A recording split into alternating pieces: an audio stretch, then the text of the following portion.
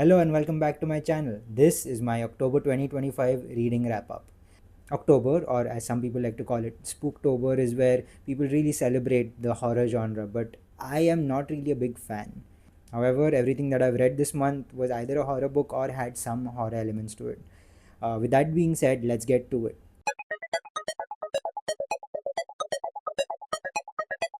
The first book that I read in October 2025 was Blood Reunion, Turn 3 of the Hybrid Helix by JCM Berne.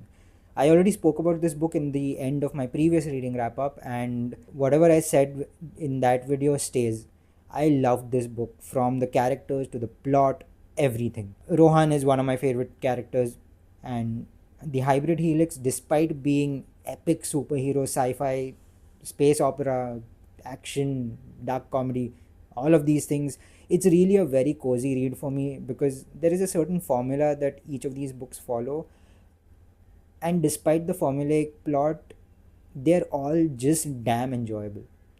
I love figuring out how Rohan is going to end up in the mess in the prologue. I especially love the way that Joe treats his characters with care and compassion, giving each one a unique personality that beautifully balances out Rohan's witty smugness. And yeah, he might come off as this wisecracking alpha male, but really, when you look at his backstory, you realize the grief and regret and this this very dark past that he has, which he is compensating for. The plot of this book is much tighter than the previous entries, and there are so many interesting lore dumps that are starting to make clear what the background conflict and the overarching conflict of this entire series is going to be. If you haven't already, you really need to check out the Hybrid Helix because it's one of my favorite ongoing series so far.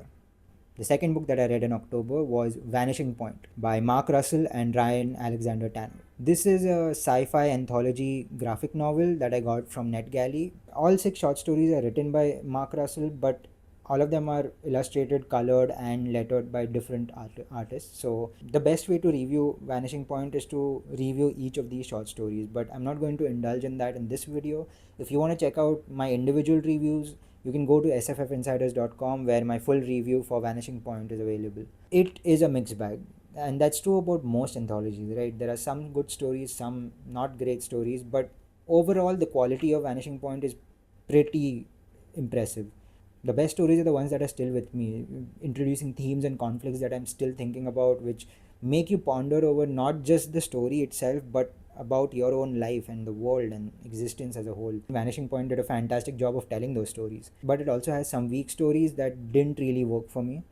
That being said, I would recommend this to anyone who loves reading about sci-fi, about dystopian futures, and space horror. I did mention that every book has some or the other horror element, didn't I? The next book that I read was another ARC from NetGalley called The Private Eye by Brian K. Vaughan, Marcos Martín, and Munsta Vicente. Apologies if I'm mispronouncing any names. This is a graphic novel set in a dystopian future where the cloud has burst. The internet does not exist. Privacy is of utmost significance to everyone. The police don't exist. They are replaced by journalists, the fourth estate, and that's quite an imaginative future. The story is a straight up murder mystery which follows this private investigator who is hired by someone to investigate every possible piece of data that's available in public. And that itself is quite a task because this is a world that values privacy the most.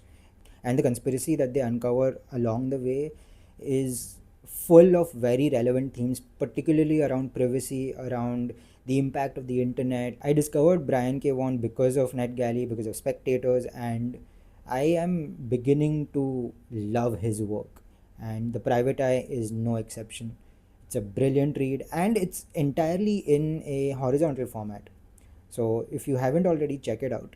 I would like to add here that the creators of this graphic novel offered the book for free on their website called Panel Syndicate. So you can donate whatever amount you deem appropriate and read the chapters on their website as well. But the collected edition is going to be on, I think it's already released by now. So if you haven't read The Private Eye, now is the perfect time to dive in. The next 2 books that I read are outright classic horrors. The first is The Island of Dr. Moreau by H.G. Wells. This is one of those classic sci-fi horror books that everyone knows about. I knew the story, I knew largely what the book is about, but I just read it because I wanted to experience this for myself. And honestly, I loved it. The atmosphere is very skin tingling. The philosophical conflict of what is happening on this island is something worth noting, worth pondering over. But what I found most interesting about this book is that it's very reflective of the colonial mindset. This is going to be a bit spoilery, but the way that Dr. Moreau treats the animals on his island is very similar to the way that colonizers treated their colonies. Even from the philosophical standpoint, it's not the best thing to read about, especially as someone who comes from a former colony, but I think it's very relevant because it says a lot about human psyche. And when a particular community is in power, this is how they think about the other communities that are below them. It reminded me a lot of Frankenstein, which I think is the pinnacle of sci-fi horror, which was also the pioneer of the sci-fi genre in many ways. Of course, The Island of Dr. Moreau does not come anywhere close to Frankenstein, but it is quite an impressive read. The next book that I read was a novella called The Strange Case of Dr. Jekyll and Mr. Hyde. Another classic that everyone knows the story for. I knew what the end was, so maybe that is one of the reasons why I didn't enjoy the book so much. The characters didn't really stand out, they were quite one dimensional, which is not the case with The Island of Dr. Moreau. Each character had their own personality, to some extent, even the animals. But in Jekyll and Hyde, I couldn't differentiate between the different voices. The best part of the book was the final chapter, which had a lot of philosophical discourse about the duality of man and so on and so forth. But for the most part, I think this was a skippable read. I don't have much to say about it, but I did review the book on sffinsiders.com if you want to check it out. The next one is actually a manga series called JoJo's Bizarre Adventure, Part 1, Phantom Blood. Yeah, Bizarre is barely scratches the surface of what this series is.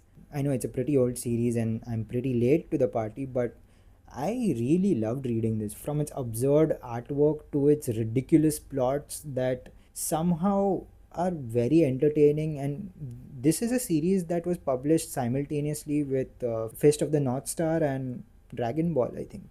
And it's reflective of that time in many ways. Yes, I did have some problems with Phantom Blood, but for the most part, I really loved reading this one, and I've already started reading Battle Tendency, and I'm loving it much more than Phantom Blood.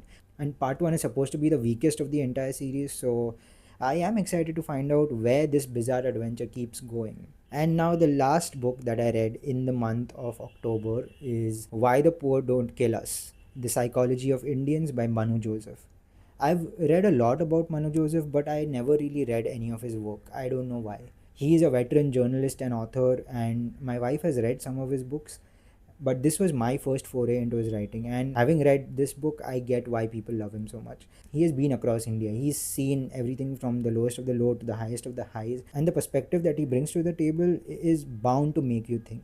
This is a non-fiction book, but this is not a thesis or a research paper. This is like an extended op-ed piece, but it doesn't matter because every single example that he brings up, every single anecdote that he talks about, gives you an insight into Indian society and the Indian mindset that made even me question a lot from my own life. This is a country that has massive economic disparity. I can see the differences between the class right in front of my eyes. I've always wondered why these problems exist. Like, equality has been one of those virtues that you learn about right when you're in school, and everyone talks about equality, and yet the inequality that's prevalent across the largest populated country in the world, nobody's tried to solve it yet.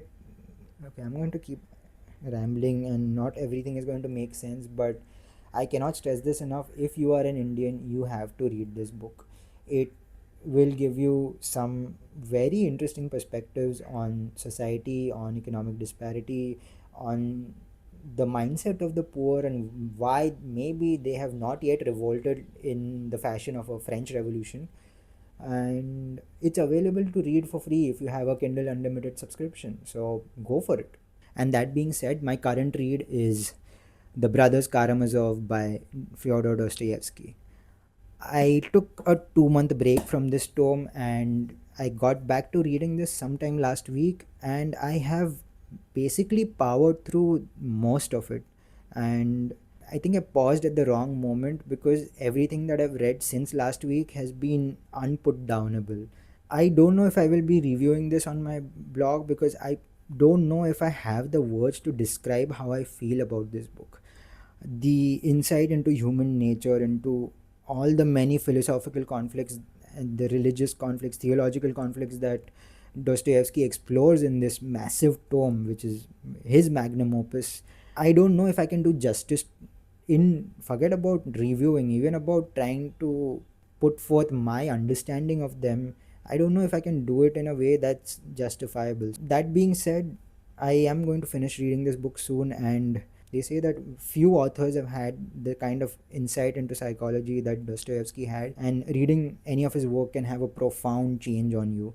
And having read 3 of his books already, 4, I think, I can attest to that fact. So I'll at least have a mini review ready in my next reading wrap up. All the sci-fi fantasy books that I read this month are reviewed on sffinsiders.com if you want to check out the full reviews. The non-SFF stuff is all on my blog. The links to each of them will be in the description below. If you've read any of these books, let me know what you thought in the comments. I would love to have a chat. And if you have any recommendations for books or movies, I'm always on the lookout for some. Like this video, share it with your friends, and follow me for more such content. Until next time.